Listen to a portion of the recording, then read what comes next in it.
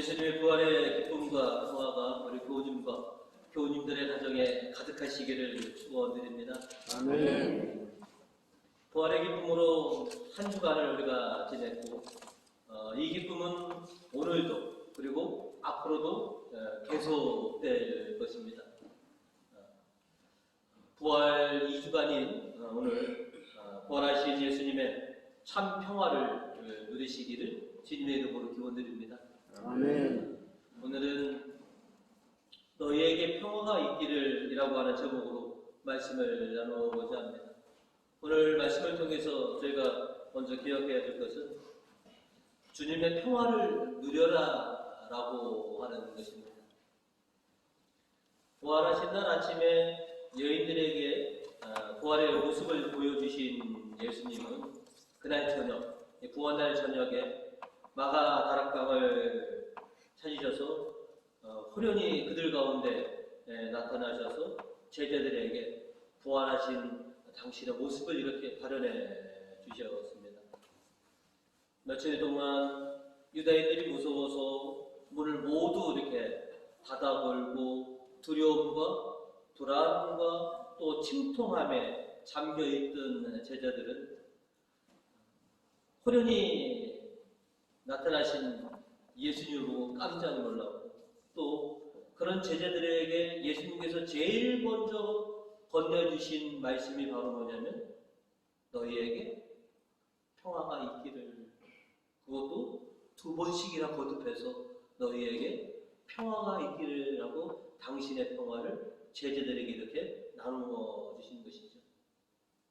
부활하신 예수님께서는 제자들이 지금 가장 먼저 필요한 것이, 가장 시급한 것이 뭐냐 하면 평화라는 것을 아셨기 때문에, 그래서 너희에게 평화가 있기를 이라고 이렇게 빌어주신 것입니다.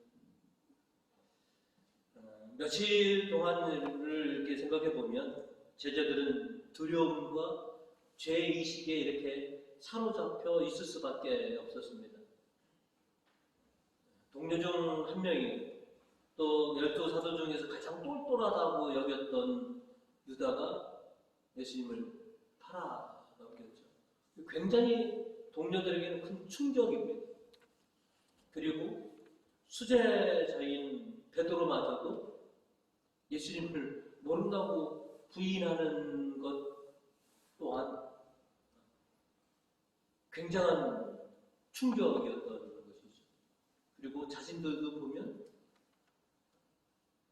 두려움과 공포 때문에 예수님에게 등을 돌려서 다 예수님을 버리고 다 이렇게 숨을 수밖에 없었던 자신들의 모습, 그리고 예수님을 따라다니면서 예수님께서 하신 공생의 3년간이 예수님의 죽으심으로 다 모든 것이 숲으로 돌아갔다라고 하는 그런 찜통함과, 그렇게 우리가 주님을 저버렸다라고 하는 그런 죄의식 속에 사로잡혀 있으면서 마가다락방에서 그렇게 있을 수밖에 없었던 것이죠. 우리말로 하면 기가 꺾이고 풀이 죽어있는 그런 제자들의 모습입니다. 예수님의 마가다락방의 발현은 그렇게 기가 꺾여 있고 풀 죽어 있고 죄의식 속에 사로잡혀 있는 그들에게 이제 새로운 생명을 불어넣어, 성령을 불어넣어줘서 그들로 하여금 새로운 공동체로 또 새로운 사람으로서 이제 부활의 증인이 되고자 그렇게 제자들한테 나타나셔야만 했던 것이죠. 당신의 사역, 당신의 죽음으로 마치 실패한 것처럼 보였지만 죽음을 이기시고 부활하신 예수님은 보란듯이 내가 세상과 죽음에서 승리하였다라고 하는 것을 제자들에게 그렇게 나타내 보이신 것이죠. 제일 먼저 제자들에게 평화를 빌어주고 내가 귀신이 아닌, 유령이 아닌 실체이다라고 하는 것을 보여주기 위해서 당신의 몸을 이렇게 보여주십니다. 오늘 20절은 생생하게 그 사실을 우리에게 이렇게 전해주고 있습니다. 그리고 나서 당신의 손과 옆구리를 보여주셨다. 단순히 유령이 아닌, 귀신이 아닌 부활하신 그 육신을 제자들에게 보여주신 것이지. 예수님이 당하신 그 상처는 어떻게 보면 얼마 전 예수님께서 제자들에게 말씀해 주셨던 나는 고난과 죽음을 이기고 승리하리라 라고 하신 그 말씀에 어떻게 보면 산 증거물인 것이죠. 요한복음 16장 33절로 예수께서 공생애 중에 제자들에게 이렇게 말씀을 하셨었습니다. 나는 너희가 내게서 평화를 얻게 하려고 이 말을 한 것이다. 너희는 세상에서 고난을 당하겠지만 용기를 내어라. 내가 세상을 이겼다. 당신께서 부활하시면서도 이 부활의 상처를 가지고 부활하신 것은 내가 죽음과 세상을 이겼다라고 하는 그 증거를 제자들에게 생생하게 보여주시기 위해서. 그래서 자, 봐라. 남들은 다 실패했다라고 하였지만 내가 사흘 만에 다시 죽음과 세상을 이겼노라라고.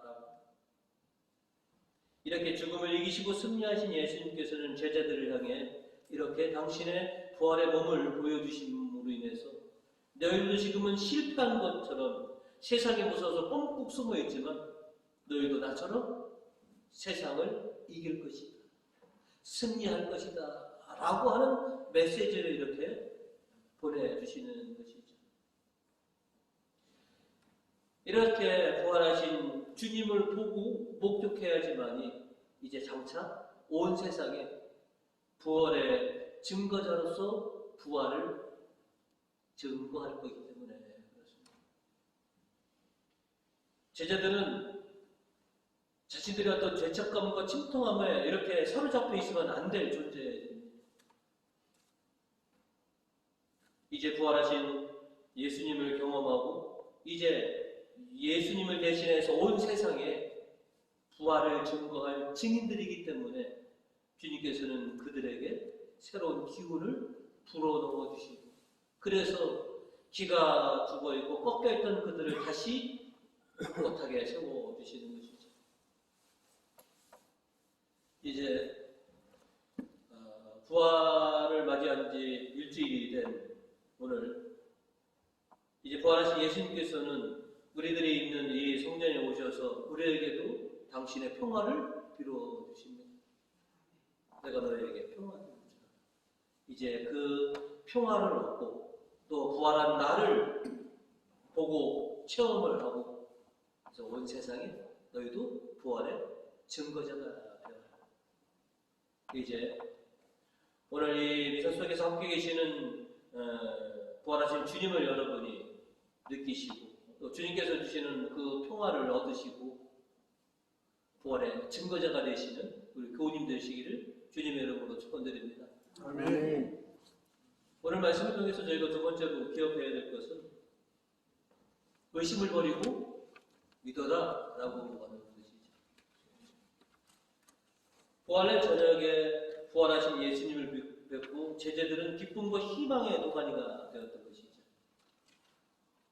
이렇게 제자들과 자매들이 온통 기쁨과 희망으로 들떠 있었을 때 유독 한 사람만이 불신과 의심 속에서 일주일을 보낼 수밖에 없었습니다. 성경은 그것이 토마라고 정확하게 우리에게 알려주고 있습니다. 3년간 함께 있었던 동료들, 사도들, 우리는 주님을 뵀습니다. 주님께서 부활하셨습니다. 그리고 수많은 자매들이 우리도 부활하신 주님을 뵀습니다. 라고 그렇게 전해주었건만 토마는 당체 믿으려고 하지 않습니다. 나는 내 눈으로 직접 보고 내 손으로 만져봐야지 나는 믿겠다. 어떻게 보면 토마는 굉장히 직관적인 그런 신앙을 가진 사람이었는가 모르겠습니다. 웬만하면 그렇게 함께 동고동락했던 동료들의 말을 믿을 법도 한데, 그죠? 마가다락방에 굉장히 많은 인원이 모여 있었다고들 성경을 더듬어 보면 알 수 있지만, 그 많은 사람들이 부활하신 예수님을 봤습니다 라고 말하는데도 나는 믿지 못하겠다. 오늘 복음 25절로 토마는 이렇게 얘기합니다. 다른 제자들이 그에게 우리는 주님을 배웠어 하고 말하자 토마는 그들에게 나는 내 눈으로 그분의 손에 있는 못자국을 보고 내 손가락을 그 못자국에 넣어보고 또 내 손을 그분의 옆구리에 넣어보지 않고서는 결코 믿지 못하겠소 라고 이렇게 말합니다. 그렇게 일주일이 지난 날 제자들이 다 함께 모여있을 때 토마도 마침 함께 있었습니다. 그때 다시 주님께서는 마가다락방에 두 번째로 발현을 하시죠. 그리고 지난번처럼 제자들에게 너희에게 평화를 빌어준다. 그리고 제가 볼 때는 한가운데 발현하셨다 했지만 바로 이제 토마의 면전에를 내고 주님께서는 이제 이렇게 말씀을 하십니다. 27절에 그 장면을 우리에게 이렇게 설명했습니다. 그리고 토마에게 내 손가락으로 내 손을 만져봐. 또 내 손을 내 옆구리에 넣어봐. 그리고 의심을 버리고 믿어라.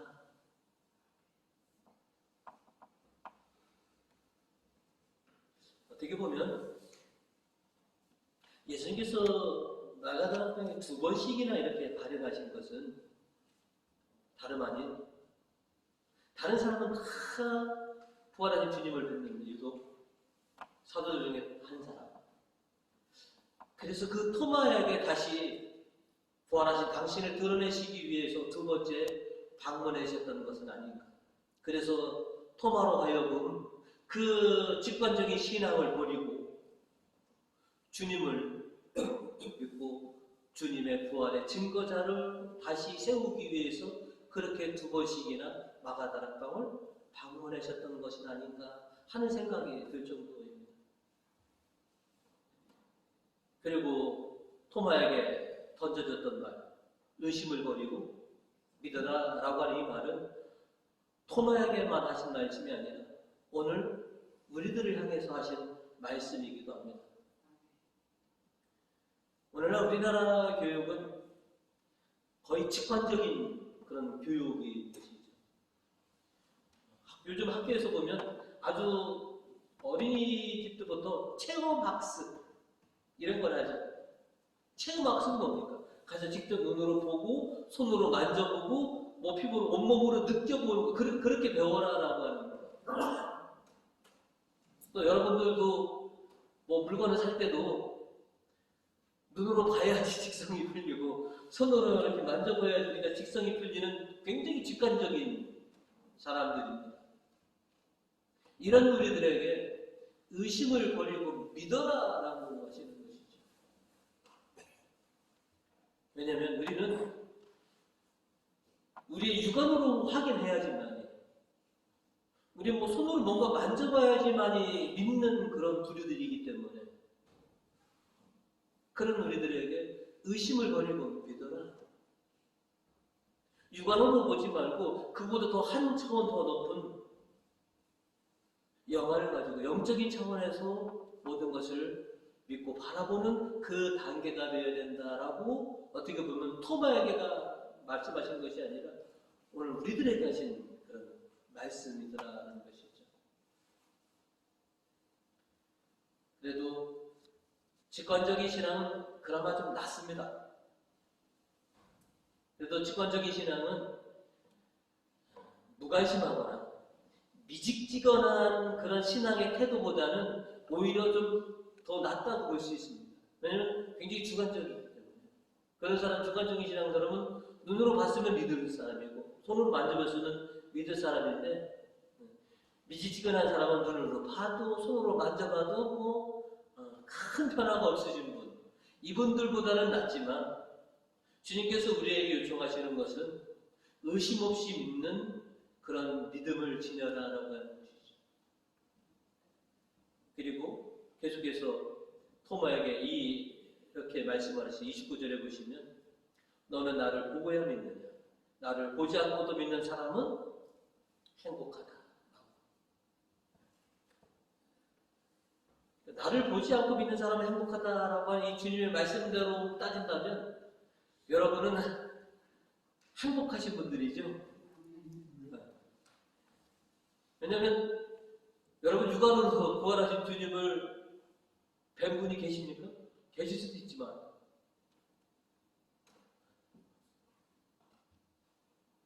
나는 우리 유승 교수님이 갔다고 손 들으신다.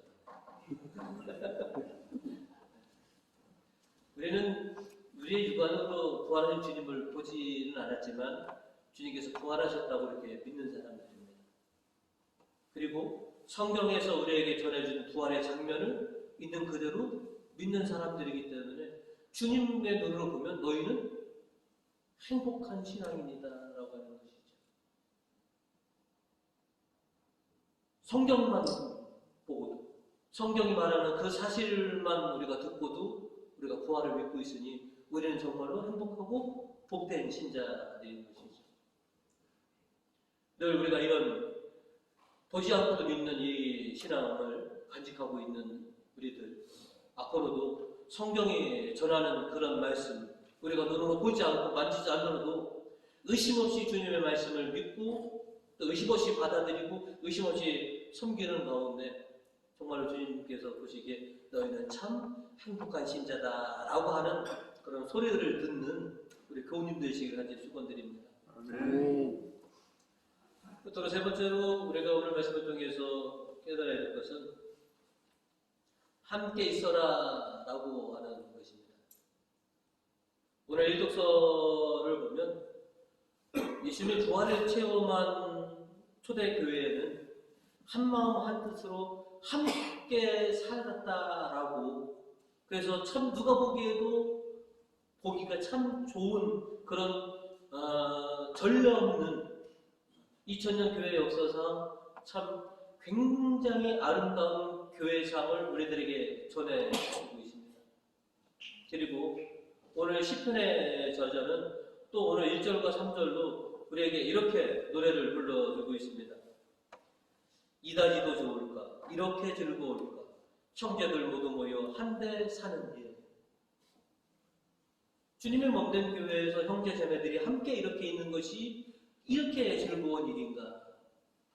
그리고 3절에 보시면 그곳은 주께서 복을 내리는 곳, 그 복은 영생이로다 라고 이렇게 노래를 부르고 있습니다.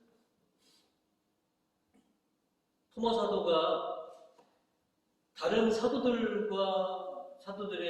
비해서 일주일 동안 그렇게 노심초사 근심하면서 남들은 다 봤다는데 자기만 못 보면 어떻게 되겠습니까? 그리고 부활날 마가다나방에 모여 있었던 사도들과 자매들은 모두가 다 부활을 경험했는데 그 축복을 다 받았는데 토마는 결국은 받지 못했던 거 아니겠습니까? 그 연유는 성경은 간단하게 했습니다. 왜 부활의 축복을 토마가 받지 못했느냐? 복음 24절로 우리들에게 이렇게 얘기합니다. 12제자 중 하나로서 쌍둥이라고 불리던 토마는 예수께서 오셨을 때 그들과 함께 있지 않았습니다. 그런데 그로부터 8해 후 7일 후에 토마는 마가다나방을 떠나지 않고 형제들과 함께 있었을 때 그때 예수님께서 두 번째로 발현하셨는데 26절을 보시면 8일 뒤에 제자들이 다시 집안에 모여 있었는데 그 자리에는 토마도 같이 있었다.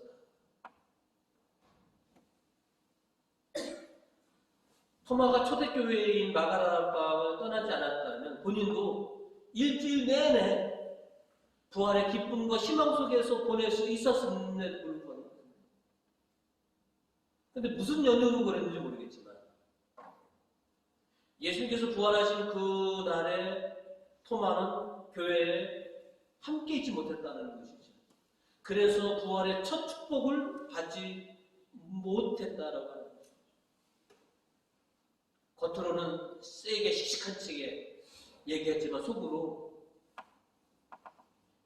주님이 다시 안 나타나시면 나만 주님을 못 본 사람이 되는 거죠.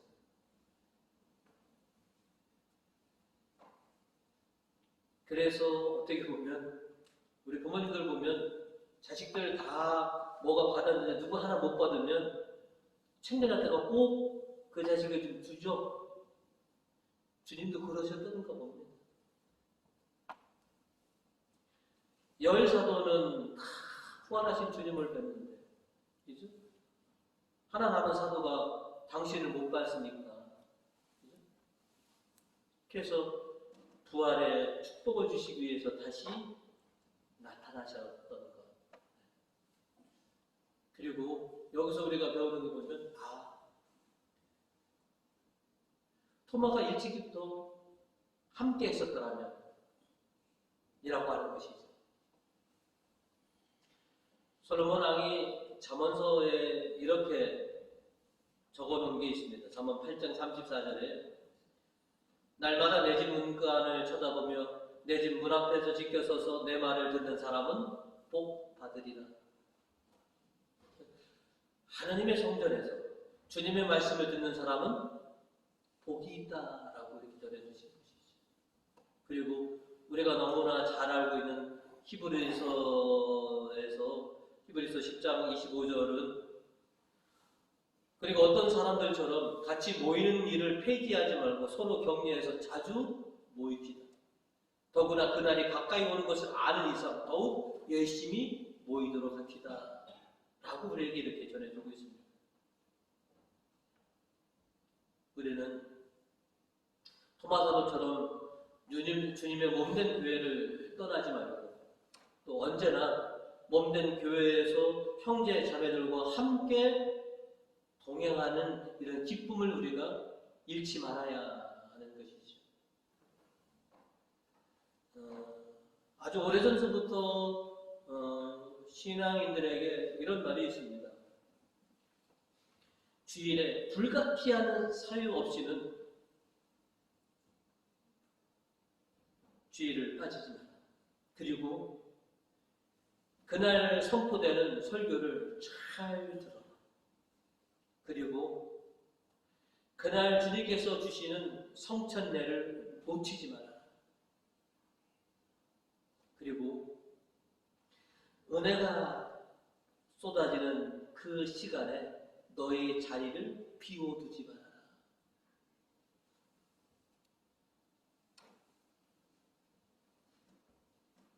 큰 이유 없이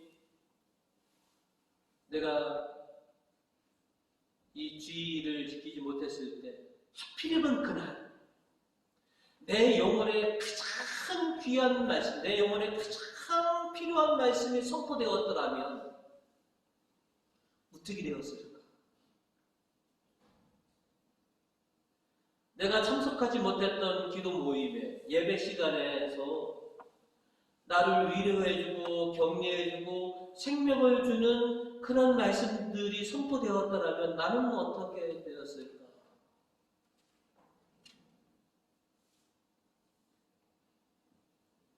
그랬더니 어느 교우님이 뭐라시지 않습니까? 그래서 신부님이 유튜브에 영상 올려주시잖아요. 내가 참석 못했을 때도 들으라고. 토마가 마가다락방에서 계속 형제들과 함께 있었더라면 부활의 첫 축복을 놓치지 않았었을 겁니다. 열흘 후에 받은 축복은 토마에게는 첫 축복이지만 다른 사도들과 자매들은 뭐냐면 두 번씩 받는 축복이었던 것이죠. 우리도 그런 것을 놓치지 않도록 주님께서 세우신 이 몸된 성전을 떠나지 말아라. 형제자매들과 함께 있어라라고 하는 것이죠. 우리의 영적 건강은 어떤 특별한 은혜로 채워지기도 하지만 보통 영적인 건강은 늘 그냥 내가 평상시에 드리는 규칙적인 그런 전례나 규칙적인 이런 신앙의 모습들, 뭐 주일 지키는 것이 뭐 큰 저게 아니지요. 그냥 사소하게 생각하는 그런 신앙을 통해서 우리의 영적 건강은 강해진다는 것이죠.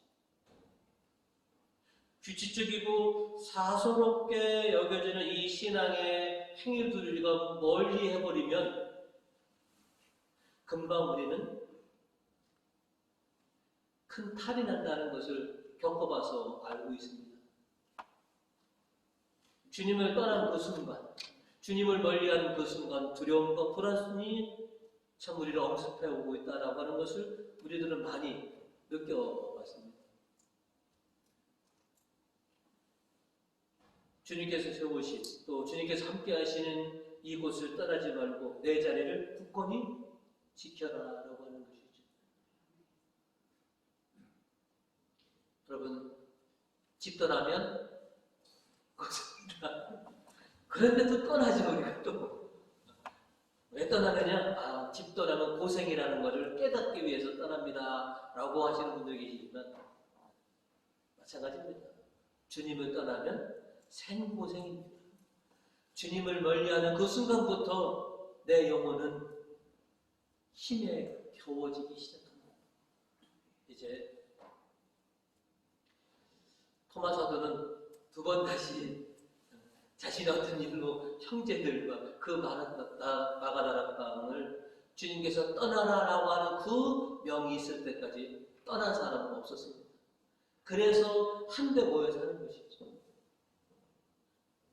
이제 우리들도 주님께서 우리를 위해서 내어주신 이 몸된 교회를 떠나지 않고 형제자매들과 함께 신앙생활하면서 참으로 내가 행복한 신앙입니다.